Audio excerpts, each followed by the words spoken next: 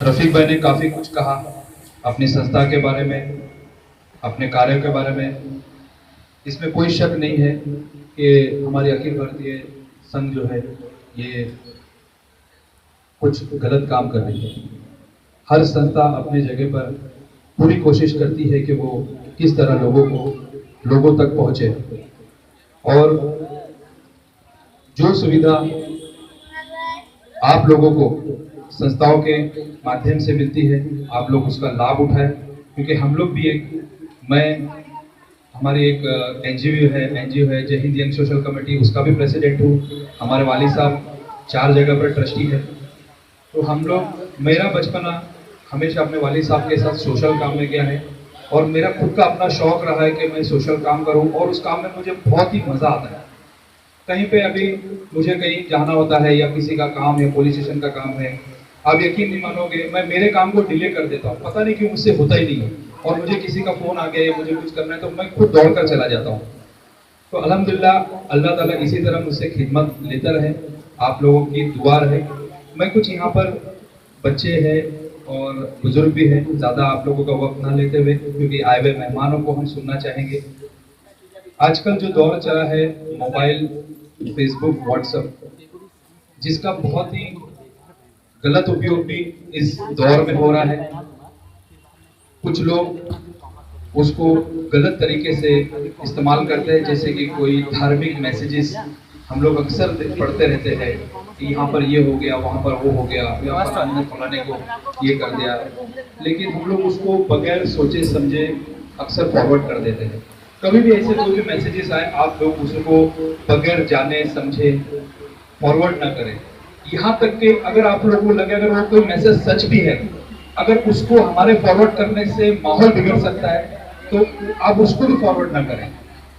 अभी हाल ही में 2 रोज पहले मैंने आज ही एफबी पर लाइव वीडियो दिया कि एक 17 साल की लड़की ने अपनी जान गंवा दी सेल्फी लेने में। तो आज ये दौर जो चला है सेल्फी वगैरह का, सेल्फी लेने में कोई मनाही नहीं है, हर किसी को, मैं भी अपनी सेल्फी लेता हूँ, लेकिन उसका एक टाइम होता है, एक जगह होती है।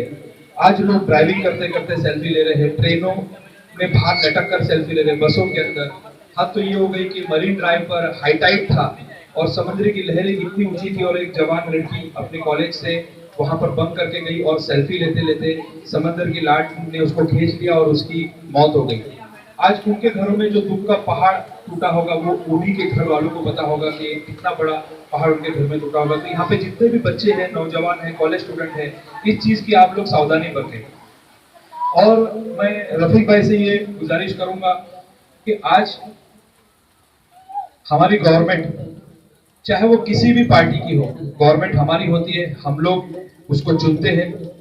आप लोग उस गवर्नमेंट को पूरा 5 साल काम करने दें। जो भी योजनाएं आती है आप उस योजनाओं को जनता तक पहुंचाने की कोशिश करें।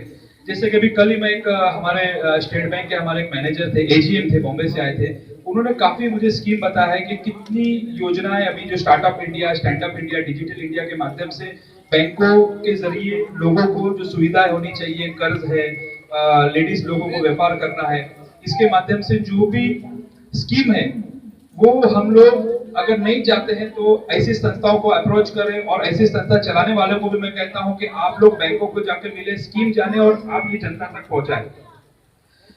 नल, गटर, संडास, ये म्युनिसिपैलिटी का काम है, हम लोग अक्सर उसी पे ज्यादा टारगेट करते हैं कि वो हमारा काम नहीं है। हमारा काम है बच्चों को किस तरह एजुकेशन देना, एजुकेशन एक पीढ़ी को खड़ा करना।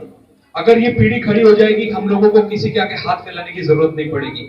मैं सभी धर्मों के लोगों के साथ हम लोग काम करते हैं और हम लोग सभी से यही चीज कहते हैं कि अपने जनरेशन को एक बार एजुकेशन के अंदर आप लोग खड़ा करो। इतना ही कहकर मैं आप लोगों का ज्यादा वक्त न लेते हुए एक शेर अर्ज कर अपनी बात को खत्म करता हूं। जरा तवज्जो चाहूंगा, न हिंदू बुरा है न मुसलमान बुरा है, न हिंदू बुरा है न मुसलमान बुरा है, जो कर्म बुरा करे वो इंसान बुरा है। क्योंकि न हिंदू बुरा है न मुसलमान बुरा है, जो कर्म बुरा करे वो इंसान बुरा है। दोस्ती कम से कम इतनी बरकरार रखो कि अपना मजहब बीच में ना है। दोस्ती कम से कम इतनी बरकरार रखो कि उसमें मजहब बीच में ना है। कभी तुम उसे मंदिर तक छोड़ाओ, कभी वो तुम्हें मस्जिद तक छोड़ाए।